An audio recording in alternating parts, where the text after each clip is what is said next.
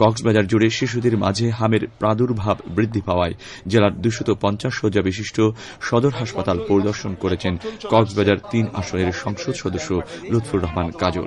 গতকাল দুপুরে তিনি হাসপাতালের বিভিন্ন ওয়ার্ড ঘুরে রোগীদের খোঁজ খবর নেন এবং শিশুদের অবস্থা সম্পর্কে অভিভাবকদের সাথে কথা বলেন।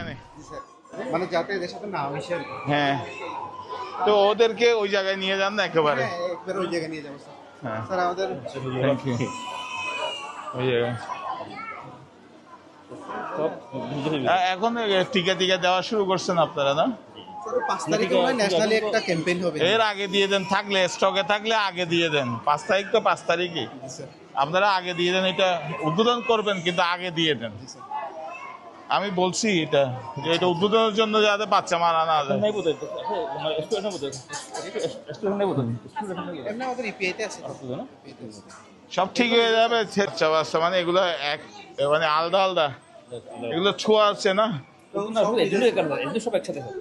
হ্যাঁ তবে স্যার আপনার সাথে স্যার এই চিঠিটা আমি পেয়েছি স্যার। হ্যাঁ স্যার এটা আমি স্যার এটা মার্চের স্যার এটা হচ্ছে উপজেলায় এই আমাদের সদর হাসপাতাল আসবে। হ্যাঁ এই আপনি যদি ফ্রি থাকেন স্যার আমি তো আমি ছুটি বসেছি মিউনিসিপাল টিউশন বসেছি স্যার। এটা ওনারা সিনিয়র আমি তো ফোরগেট 250 শয্যা বিশিষ্ট এই হাসপাতালে প্রায় 700-800 রোগী আসে থাকে। তারপরেও আলহামদুলিল্লাহ ব্যবস্থাপনা মোটামুটি ভালোই।